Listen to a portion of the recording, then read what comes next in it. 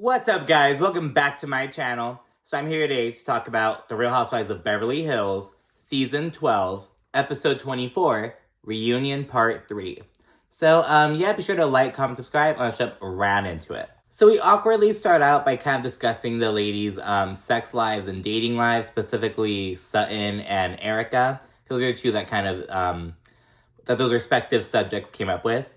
We start with Sutton, and we kind of look at her and Sanjit. So Andy pronounced it as Sanjit, but Sutton has said it as Sanjit.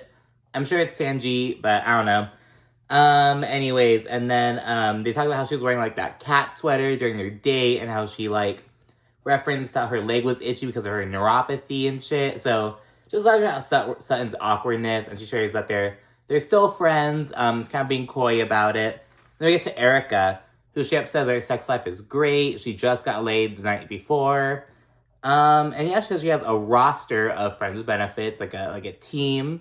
So yeah, she's getting some nice dick, and she even says that she's glad to be with men who can stay hard all night. And it's like, okay, girl, like, don't act like you didn't know what time it was when you got with Tom. Like, yes, he introduced you to this lavish lifestyle. He saved your ass from the streets, if you will, but you know, he's got some EDs older, so it's like, okay, girl, like, that's a sacrifice you have to make, you know what I mean? But yeah, she's making up for it now, it seems. And while on Erika, we segue into a segment on her drinking, and with heavy emphasis on like how absurd and like kind of just like stupid she was all fucking season, and of course her going off on Garcelle's 14-year-old son Jax.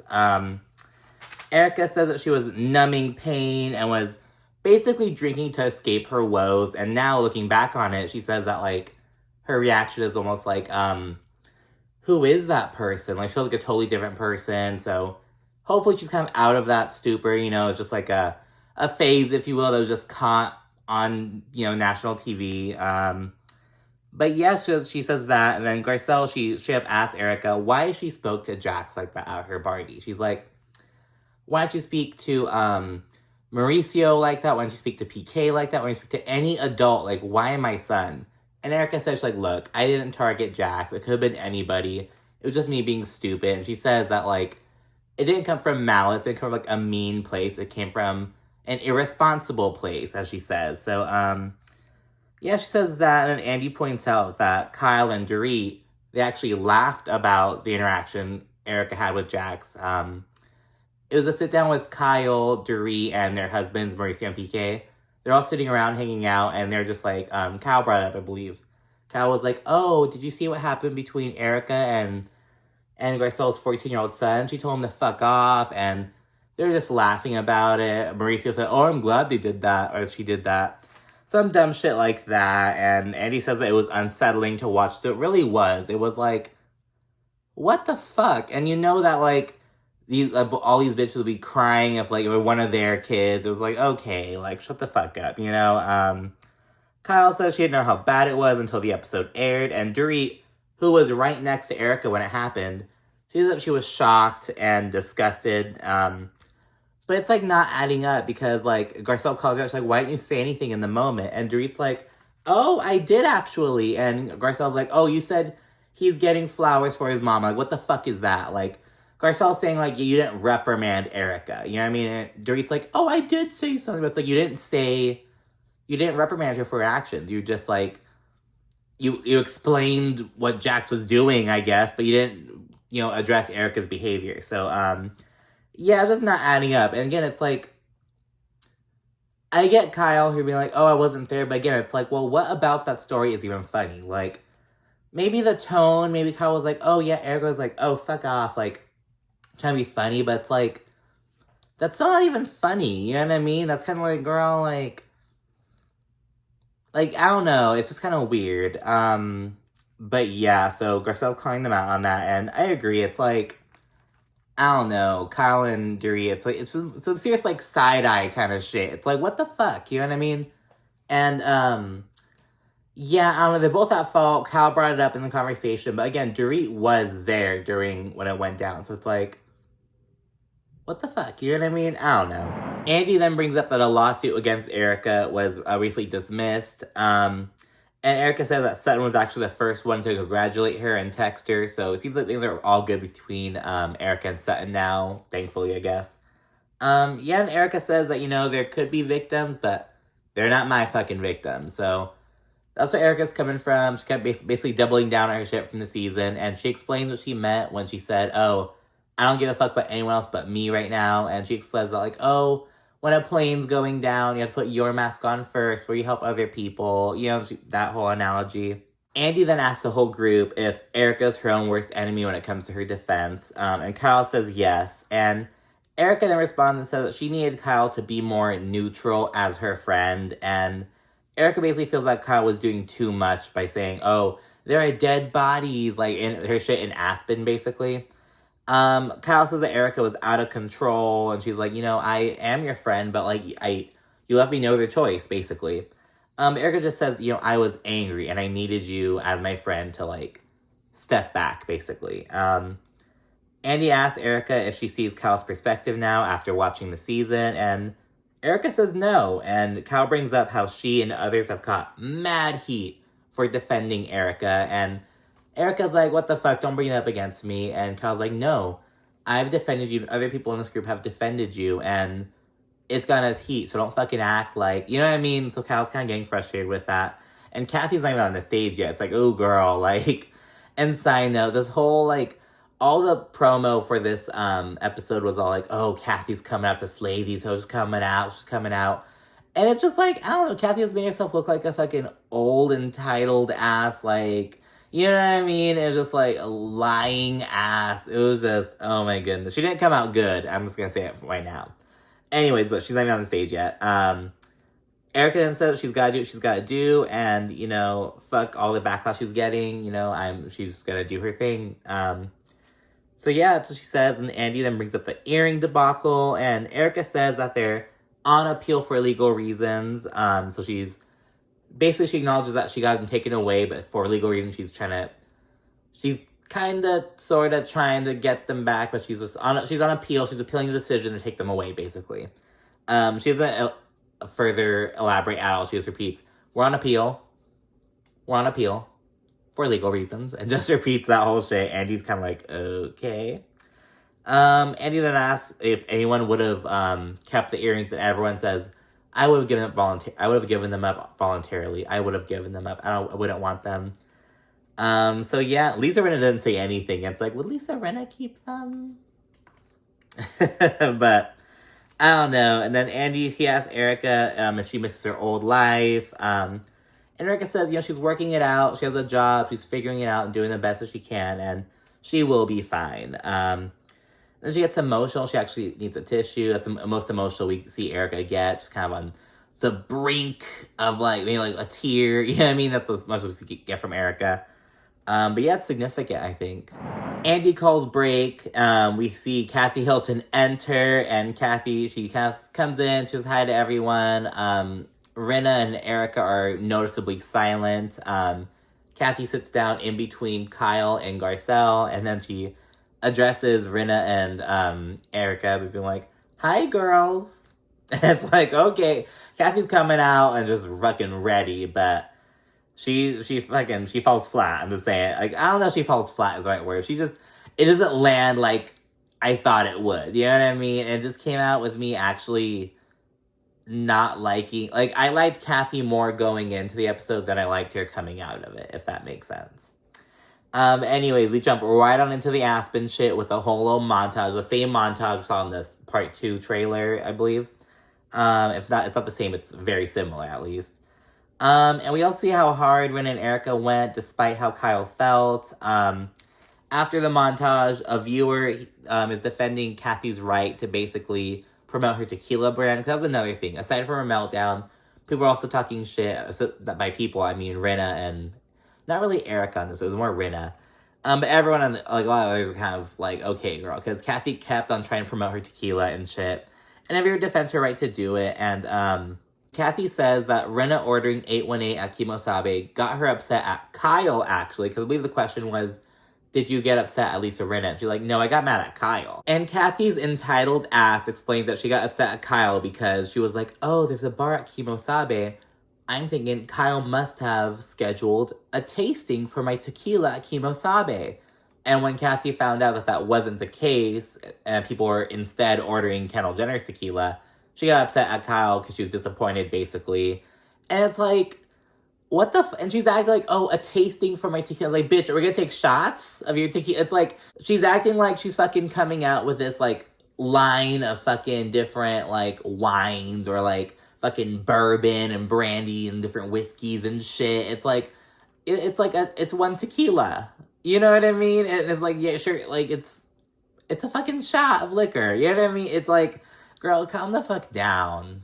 But yeah, Kathy says she disappointed herself by expecting something, and Kyle gets emotional. Kyle's like, so it's my fault, just like everything fucking is. And Kyle says that she feels like she's always the one that's blamed, and she's always the one that takes the blame for shit in the family. And I really felt for Kyle in this episode. Like, I'm telling you, like, a lot of the dynamics, to me at least, kind of shifted in this part 3. It's like, I felt really bad for Kyle, and I really can see just how difficult Kathy Hilton must be as, like, a close family member. You know what I mean?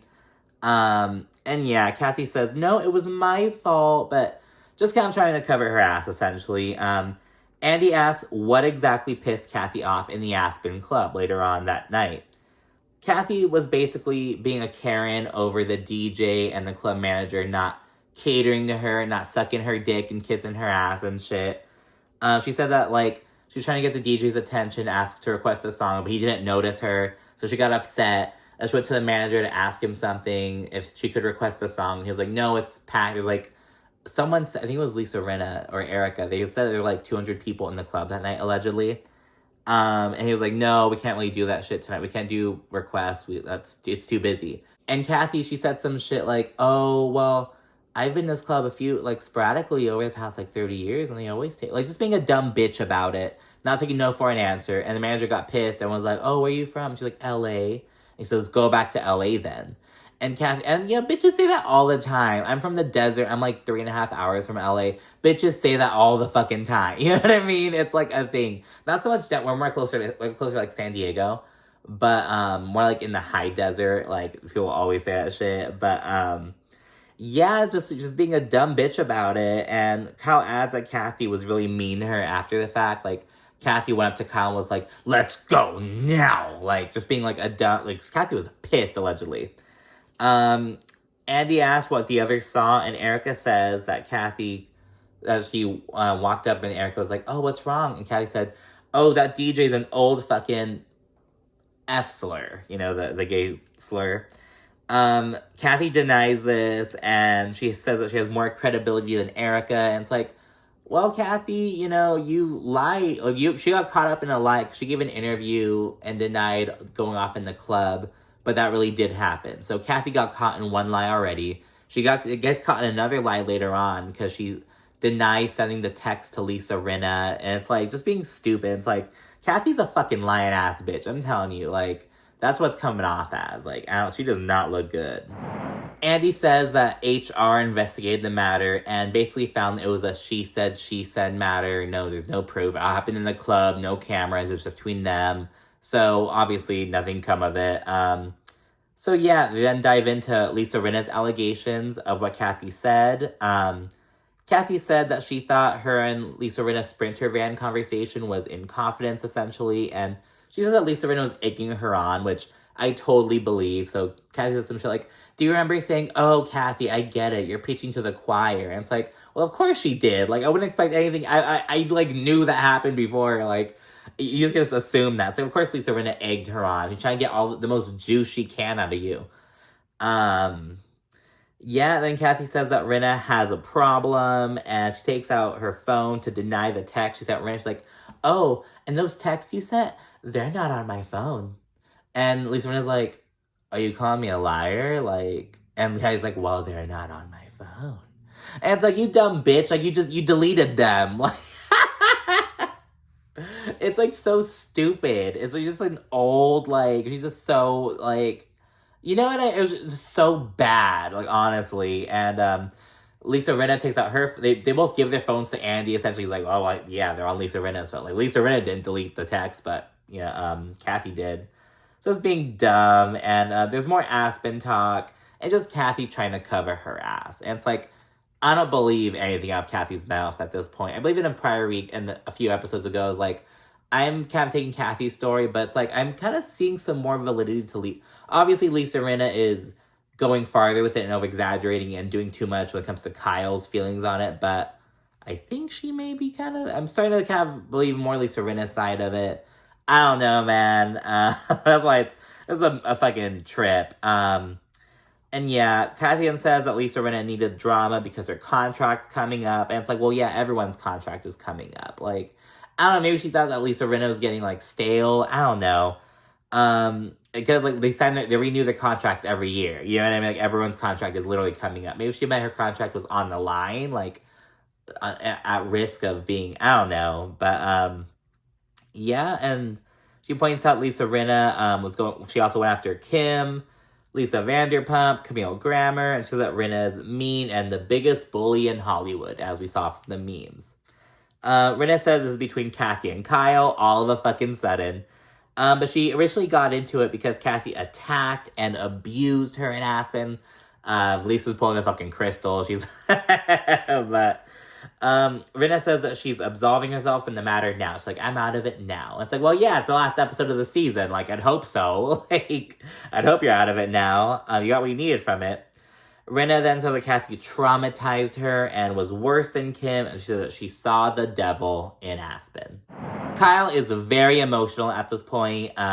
She says she's in the middle and she's always the one who gets blamed for everything. And she's like, I didn't do anything wrong. And yet my relationship with my sister is jeopardized. And she points out that, like, it's bigger than she and Kathy. It goes into their children and, you know, their children's children. And I was like, huh? But I think it's because does Nikki have kids? I think Nikki Hilton has kids. Let me see. Siri, does Nikki Hilton have children? Oh, yeah, she does. Yeah, she has two daughters.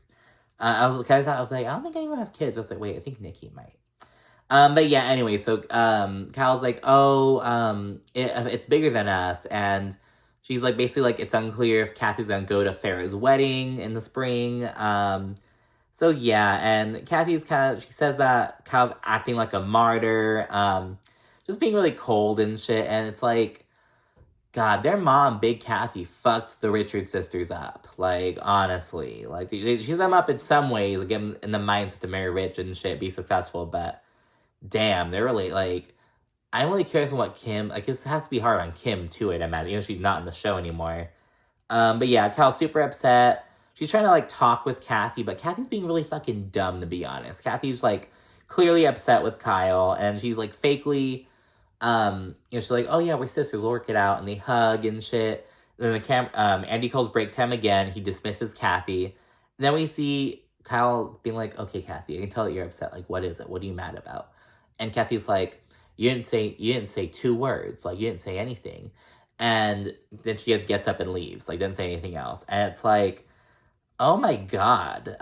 So Kathy's upset that Kyle didn't defend her enough. And it's like, I don't know, Kyle came out and said she didn't speak more in the reunion because she didn't want to basically make things worse. And it's like, you know, she's letting Kathy fight her own battles, essentially. But to Kathy and Kim, for that matter, they're both like, no, you're my sister. You should ride or die for me. But Kyle's like, no, like, you're getting yourself into this fucking mess. You're going to clean yourself out of it, essentially. To, like, an extent. And then, yeah, once Kathy leaves, Kyle's very upset. She says she doesn't want to do, you know, a customary toast at the end where they toast to a drink, like a shot or whatever. And, you know, cheers to, you know, for the next season and whatnot. Kyle's very upset. Says she doesn't want to do it. And she wants to leave. And yeah, and he's like, okay, we're almost done. Just stick it out for a couple more minutes. Then do that kind of go around, do like the wrap-ups and shit. Nothing too noteworthy, except Kyle said that she just hopes that she and Kathy can reconcile. Side note, they didn't see each other from the reunion up until BravoCon. They took a photo together, but they're still not really on great terms, so yeah, didn't turn out well. And yeah, it's like a little awkward toast. Kyle, she doesn't take it. They bring out like a drink. It's Dorit's signature drink, the Belvedere with the vodka soda with a lemon, carcass out in a short glass. That's what they drink. And they all toast, but Kyle refuses to drink. She like does a little awkward little fist bump. It's like, okay.